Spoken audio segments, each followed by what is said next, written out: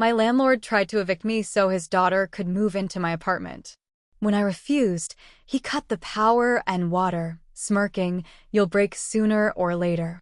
Furious, I called my lawyer. The next morning, he pounded on my door, waving a notice.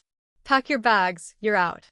I smiled, opened my email, and said, "Actually, you might want to read this first." His face went white as he realized who now owned the building. I had been living in my Chicago apartment for over 5 years. The place wasn't fancy, but it was home. I had a good relationship with my neighbors and enjoyed the neighborhood's vibe. Everything was stable until one crisp October morning when things took a turn. There was a knock on my door.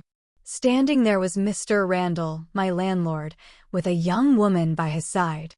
"Good morning, Alex," he said, forcing a smile. "This is my daughter, Jessica. She's moving to the city for work, and I'd like her to have this apartment." I was taken aback. "Mr. Randall, I've been a tenant here for years, and my lease is still active for another 6 months." His smile faded. "I understand that, but family comes first. I'm sure you can find another place quickly." I felt a surge of frustration. "With all due respect, that's not how leases work. I'm not leaving." His eyes narrowed. "We'll see about that." The following week, strange things started happening. First, the electricity in my unit went out. I contacted the power company, but they informed me there were no outages in the area. Next, the water stopped running. Daily life became a struggle without basic utilities. I confronted Mr. Randall about these issues. He leaned against the door frame of his office, smirking. "You'll break sooner or later," he said confidently. I was furious. I knew this was a tactic to force me out. I reached out to my friend, Sarah, who was a lawyer. After explaining the situation, she nodded. "This is illegal. Landlords can't just cut off essential services to push tenants out. We can take legal action." We filed a lawsuit against Mr. Randall for illegal eviction practices and tenant harassment. The court granted an injunction, ordering him to restore my utilities immediately. But I knew this battle was far from over. One evening, while researching tenant rights and landlord obligations, I stumbled upon public records about the building. To my surprise, I discovered that the property was heavily mortgaged and on the brink of foreclosure. An idea began to form. With Sarah's assistance, I approached the bank holding the mortgage. After some negotiations and leveraging the lawsuit, I managed to purchase the building at a reduced price. The moment the deal was finalized, I felt a mix of triumph and disbelief. The next morning, there was a furious pounding on my door. I opened it to find Mr. Randall, red-faced and waving a piece of paper. "Pack your bags, Alex. You're out," he bellowed. I took a deep breath, suppressing a smile. "Actually, Mr. Randall, you might want to read this first." I handed him a copy of the property deed with my name on it. His face went pale as he scanned the document. This can't be." "It is," I replied calmly. "I own the building now." He opened and closed his mouth like a fish out of water, then turned on his heel and stormed out. In the weeks that followed, I made several changes. I ensured all tenants were treated fairly, addressed long-standing maintenance issues, and implemented policies to prevent any future harassment. Jessica found another place to live, and Mr. Randall faded into obscurity. Reflecting on the ordeal, I realized the importance of standing up for one's rights and the unexpected turns life can take. What began as a landlord's attempt to displace me ended with me becoming the landlord. Life, it seems, has a sense of irony. Owning the building changed everything, but the problems didn't end there. A few days after Mr. Randall stormed off, I started getting anonymous letters shoved under my door. No return address. Just short, typed messages like, "You don't belong here. Watch your back." At first, I laughed it off. Probably some bitter ex-tenant or a prank. But then someone keyed my car. Deep scratches along the side. I filed a police report, but with no cameras in the lot, there wasn't much they could do. I installed cameras around the building. Front entrance, back alley, parking lot. Nothing fancy, just enough to catch someone if they tried anything again. That same week, a pipe burst in Unit 2B. Flooded half the floor. I rushed in to help the tenants move their stuff and called emergency plumbing. While waiting, I found something strange. Someone had loosened the pipe valve on purpose. That's when it clicked. Mr. Randall wasn't done. He was still around, still trying to sabotage me. Maybe he thought he could make the place unlivable and buy it back when I got overwhelmed. I went to the city records office to dig deeper into the property history, hoping to find anything that could explain how he was still lurking. That's when I found something buried in the fine print. A leaseback clause. Years ago, Randall had leased a small utility closet in the basement to a fake shell company, his own, and technically, that lease was still active. That meant he could legally be inside the building. I went down to the basement and opened the closet. Inside, I found a folding chair, some tools, empty coffee cups, and old food wrappers. He'd been using it as a hideout. I called the police again and showed them everything, but since the lease was valid and nothing had been stolen or damaged when he was inside, they couldn't charge him with trespassing. Sarah helped me draft an official eviction notice for the closet. It felt ridiculous, but it was necessary. We served it legally. But the day he was supposed to clear out, he didn't. Instead, the fire alarm went off at 3 a.m. All tenants had to evacuate. Firefighters came. Smoke was pouring out of the building's laundry room. Someone had shoved a burning rag into a dryer vent. No one was hurt, thank God. But it could have been a disaster. Now it wasn't just personal. It was criminal. I handed over all the footage. One of the cameras caught a shadowy figure slipping into the basement at 2:17 a.m. He was wearing a hoodie, but when he turned, just briefly, the camera caught his face. Randall. Police issued a warrant. That same morning, I got a call from my bank. Someone had tried to access the building's account. In person. With a forged ID in my name. It was all falling apart fast. Randall was getting desperate. I drove to the building, parked outside, and just sat in my car watching. Around noon, I saw a familiar car pull up. It was Jessica, his daughter. She walked into the building like she owned the place. I followed her in quietly. I found her talking to the tenant in 4A, whispering, handing them a thick envelope.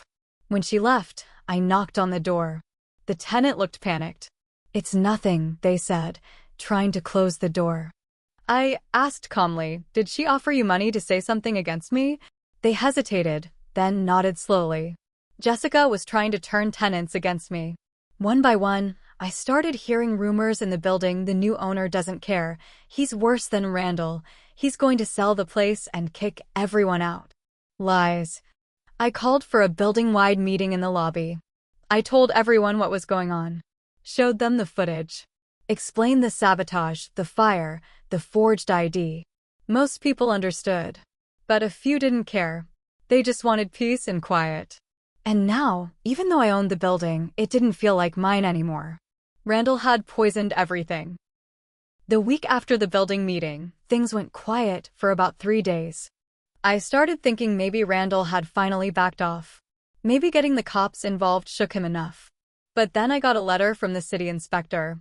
A complaint had been filed claiming I had violated building codes, specifically, illegal renovations and unsafe wiring. That would have been laughable if it weren't so serious. If the city found the violations legitimate, I could be fined or worse, forced to vacate the building for repairs. I knew I hadn't done anything illegal. I hadn't even touched the wiring. But someone wanted the building shut down. The inspection was scheduled for Friday morning. I didn't sleep the night before. When the inspector arrived, he looked annoyed, like he'd rather be anywhere else. He pointed to the list of violations someone had submitted. "Anonymous tip," he said. But very specific. They even gave photos. He handed me printed images. My jaw clenched. They were of a fuse box in the basement, completely torn out, wires hanging loose, one corner scorched. That wasn't how I'd left it. We went down together. The fuse box had been vandalized. "Looks like you've got a serious safety problem," the inspector said. I was screwed. Someone had broken in again, Randall, or maybe even Jessica, and sabotaged the fuse box just to get me hit with violations. I asked the inspector to give me 48 hours to fix everything. He didn't like it, but he agreed. I called an electrician that afternoon. He replaced the entire panel and documented everything. I also installed a second lock on the basement door. That night, I stayed in the building, sleeping on an air mattress in the basement hallway. I wasn't going to let anyone sneak in again. Around 2 a.m., I heard footsteps. I held my breath and turned off the small light I had by my mattress. A key slid into the basement door lock. It didn't work. Then more footsteps. Then silence. I waited 20 minutes before moving. When I finally stepped outside, I found a tiny slip of paper taped to the outer door. Try harder. You're not cut out for this.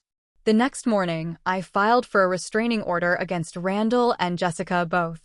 That same day, I got a call from one of the tenants, Mrs. Alvarez from 3C. She told me 2 men claiming to be from the city had shown up asking to inspect her unit. They didn't show badges, she said. They just said the building was being condemned and they needed to check for asbestos. I told her not to let anyone in without calling me first. I reported the incident to the city. They had no record of sending anyone. That afternoon, I checked the security footage. Sure enough, 2 guys in cheap coveralls had been buzzed in by someone. I sent the footage to the cops. They looked like hired thugs. Later that week, another twist hit me hard. I got a letter from the mortgage company. The previous owner, Randall, had filed a dispute, claiming I'd obtained the property fraudulently. His claim was ridiculous, but it slowed everything down. The title was now flagged as under review. That meant I couldn't refinance, couldn't make upgrades, couldn't even legally evict anyone without the court's permission. I called Sarah. She was livid. He's playing the long game, she said. He's trying to drag you through the mud, make you bleed money, until you give up and walk away.